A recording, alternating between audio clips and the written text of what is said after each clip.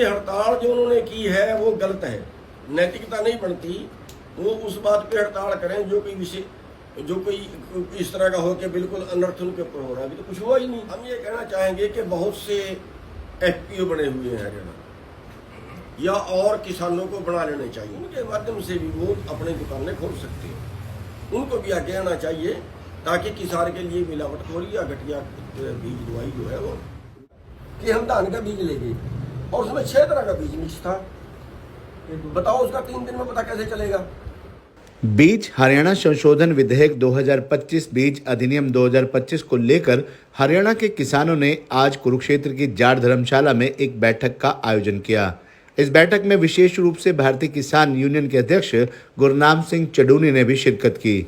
इस बैठक में किसानों ने अपना रुख स्पष्ट करते हुए कहा कि हम किसी के खिलाफ नहीं, परंतु व्यवस्था सुधरनी चाहिए। यह अधिनियम फसल के बीज व दवाई की गुणवत्ता सही पैमाने रखने में कारगर सिद्ध होगा। किसानों को हर वर्ष होने वाले करोड़ों रुपए के आर्थिक नुकसान से बचाया जा सकेगा।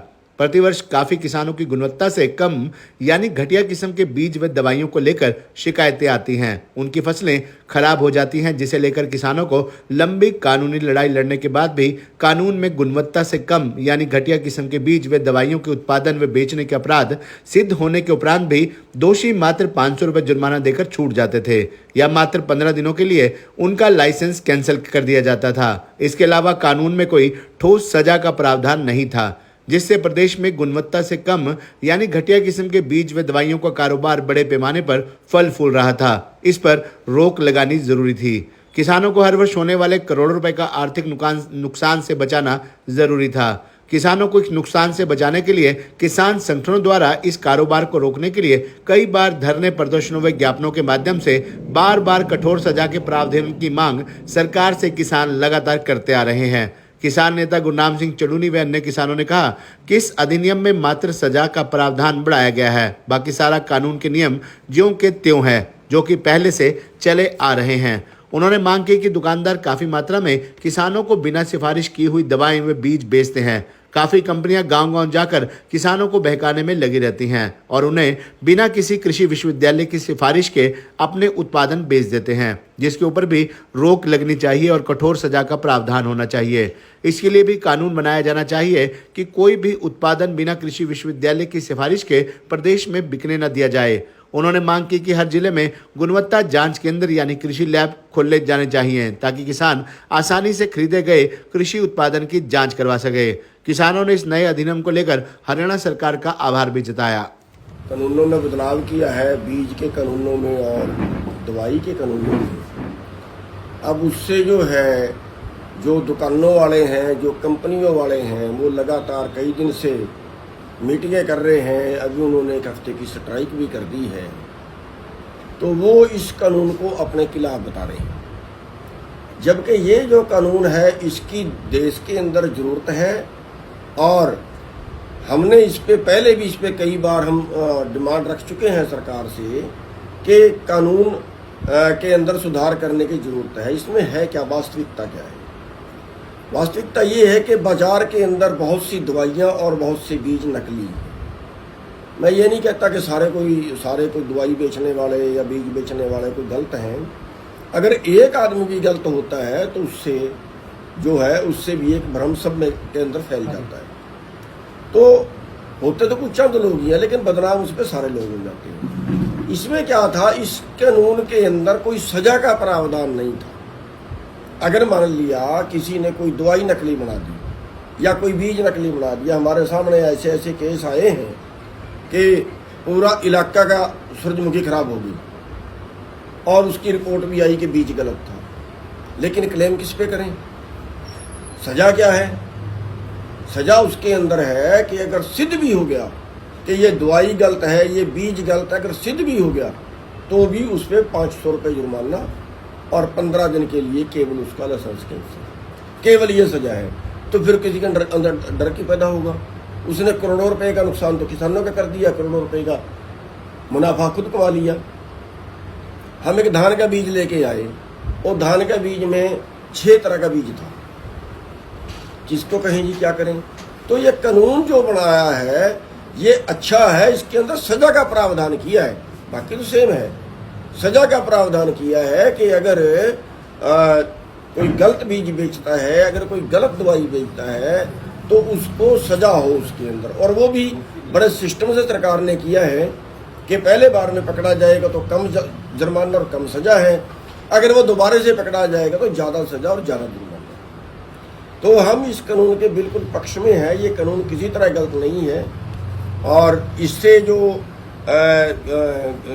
घटिया क्वालिटी की दवाइयाँ या घटिया क्वालिटी के बीज जो मार्केट में आ रहे हैं उन पे पाबंदी लगेगी। और बल्कि इसके साथ साथ हम तो सरकार से ये मांग भी करते हैं कि जो दवाइयाँ नॉट रिकमेंडेड हैं, जो वैज्ञानिकों ने पास ही नहीं की, आधी से ज़्यादा दवाई मार्केट में वो रखी है, उस पर तो बैन करना चाहिए। जब वो पता ही नहीं है अभी वो कौन सी दवाई है कौन सी नहीं है, वो क्या काम करेगी क्या नहीं करेगी, जब वैज्ञानिकों ने ही पास नहीं किया तो ये तो सीधा कंपनी दवाई बनाती है, गाँव में बंदे भेजती है, उसकी एडवर्टाइजमेंट करती है और वो अपनी दवाई बेच रहे हैं वैज्ञानिकों से, तो वो पास ही नहीं है, उस पर और बैन लगना चाहिए। तो ये जो कानून बनाया है जिसमें सजा का प्रावधान किया है, हम इसके बिल्कुल पक्ष में हैं और सरकार को जहाँ जरूरत पड़ेगी सरकार के साथ मत में भी खड़े होंगे। हाँ, हम किसी के विरोधी नहीं है कि हम कोई दुकानों वाले के खिलाफ कर रहे हैं, कंपनियों वाले के खिलाफ कर रहे हैं, हम तो उसमें सुधार लेना चाहते हैं। इसमें सजा का प्रावधान जो होगा, अगर कोई गलत करता है तो उसको सजा होगी और अगर कोई ठीक करता है तो कोई खतरा नहीं है। तो सरकार के फैसले और इसमें हम एक चीज और भी है, इसके बीच में कंफ्यूजन जो उनको है वो ये है कि हम बीज लाए कंपनी से और बेचा किसान को, भाई डीलर का क्या कसूर है? उनके सवाल इस तरह के, भाई अगर इस बात पे सरकार जरूर जांच करे, अगर कंपनी का कसूर है तो कंपनी वाले को सजा मिले, और अगर कंपनी ने तो बीज सही दिया, डीलर वाले ने थैली वो बरत ली और बीज और कर दिया, थैली अपनी छपवा ली उस कंपनी के नाम से, बीज कुछ और डाल दिया या दवाई का ऐसे ही कर दिया, फिर भाई डीलर का कसूर है, फिर कंपनी के खिलाफ कार्रवाई ना, डीलर के खिलाफ ये तो जांच का विषय, तो उनका मैटर है। लेकिन हम ये कहते हैं कि इस कानून की जरूरत थी और ये कानून किसान के पक्ष में है और हम सरकार का समर्थन करते हैं इस कानून पे, और जहां भी जरूरत पड़ी सरकार का समर्थन करेंगे। अब ये हड़ताल करके कि हमारे पास कहीं साधन नहीं है कि हम एक दवाई लेके आए वो नकली है, हम उसको कहीं टेस्ट करा लें। हर जिले में एक लैब चाहिए और जहां पे कोई भी किसान जाकर टेस्ट करा ले। और दूसरा, जो सैंपल भरते हैं, अब क्या है, कंपनियों का या डीलरों का इनकी सीधी सेटलमेंट है लेबोरेटरी से और विभाग से। विभाग वो सैंपल भरेगा, पूछेगा दुकान वाले को कौन सी दवाई का भरना है। और लेबोरेटरी की हालत ये है कि मैं आपको छोटा सा उदाहरण दूं कि जैनपुर गांव है लाडवे के पास में, वहां हमारा एक वर्कर हुआ करता, तो परमात्मा को बता रहे, उसके कम से कम 3 जगह टेस्ट के लिए उसको भेजे ताकि पारदर्शिता सामने हो, कोई मिली भगत क्यों करते हैं वो उनकी ना चले। हड़ताल को लेकर क्या कहेंगे कि परेशानी कैसे साथ देंगे, उनको किस तरह करेंगे? देखिए, हड़ताल जो उन्होंने की है वो गलत है, नैतिकता नहीं बनती। वो उस बात पे हड़ताल करें जो कोई विषय, जो कोई इस तरह का हो कि बिल्कुल अनर्थ उनके ऊपर हो रहा है, अभी तो कुछ हुआ ही नहीं। और हड़ताल जो कर दी है, हड़ताल करने का तो मतलब फिर वो एक तरह से सरकार को ब्लैक कर रहे हैं, तो उनको हड़ताल जो है वो खोल देनी चाहिए और अपना भाईचारा भी स्थापित रहे। और कोई ये नहीं है कि सरकार ने किसी बदनीयत से उनको तंग करने के लिए कानून बनाया है, ये तो केवल मिलावटखोरों को या घटिया चीज बनाने वालों के लिए कानून है और उनके लिए होना भी चाहिए। हम ये कहना चाहेंगे कि बहुत से एफपीओ बने हुए हैं हरियाणा, या और किसानों को बना लेने चाहिए, किसान वर्ग को आगे आना चाहिए। बहुत से समझदार पढ़े लिखे हैं आगे, जो एफपीओ हैं उनके माध्यम से भी वो अपनी दुकानें खोल सकते हैं, उनको भी आगे आना चाहिए ताकि किसान के लिए मिलावटखोरी या घटिया बीज दवाई जो है वो रुके, उनको लाइसेंस बनवा के, और सरकार के भी उनको प्रेफरेंस देनी चाहिए। तो ये भी एक उसका हल है कि जितने एफपीओ बने हुए हैं, यानी किसानों की संस्था है और किसान ही अपनी उस पर जो है वो अपने दुकानें खोले उससे जो है कि अच्छा संदेश भी जाएगा, पता चल जाएगा उसका। वो तो तब पता चले जब वो निसरा। मैं बता रहा हम धान का बीज ले गए, हाँ, मैं तो अपने बता रहा कि हम धान का बीज ले गए और उसमें 6 तरह का बीज मिक्स था। बताओ उसका 3 दिन में पता कैसे चलेगा? यानी पैदावार तो होगी, वो बाद में उसका वो नहीं आया। वो केवल एक बिंदु को कह रहे हैं, वो कह रहे हैं जर्मिनेशन को लेकर, पर वो निसरेगा तब पता लगेगा उसको पेड़ा भी या कोई दाना भी आया कि नहीं आया। अब सूरजमुखी का बीज आया, कौन सा बीज था वो? सिंदरजीना सिन्नरजीन। और जिसकी वजह से ये आया कानून, सिन्नरजीन सूरजमुखी का बीज आया था। अब वो सूरजमुखी के तो आप वैसे भी जो सूरजमुखी वो लगा दोगे ना, वो भी उगेगी, उसका भी पौधा होगा, लेकिन फूल छोटा आएगा, कहीं कहीं आएगा या कहीं आएंगे, तो वो तब पता चलेगा ना जब वो फूल आएगा। हाँ, ठीक है। उसका पहले पता चलेगा। हाँ जी, एक हमारी डिमांड ये है कि अभी हम जो बीज जो दवाई लेने जाते हैं तो वो सीधी हम जो है वो दुकान वाले के पास जाते हैं, और दुकान वाला जो है हमें वो दवाइयाँ देता है जिसकी जरूरत भी नहीं होती, या एक दवाई की जरूरत है तो उसने 2 दे दी, उसने 3 दे दी।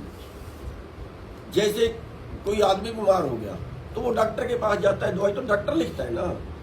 तो ऐसे ही सरकार को जो है वो एडीओ और भर्ती करनी चाहिए। जो वैज्ञानिक हैं, जो डॉक्टर हैं खेती के, वो और भर्ती करने चाहिए, अभी बहुत कम है। और हर गांव में डॉक्टर बैठे हैं और वो दवाई लिखे, रिकमेंड करें। वो रिकमेंड करे। वो नहीं, वो बीमारी का तो उसको पता है ना। कोई नई बीमारी आ गई और नई बीमारी पे हम दुकान वाले के पास गए, दुकान वाले ने दवाई दे दी, अब वो काम करेगी कि नहीं करेगी?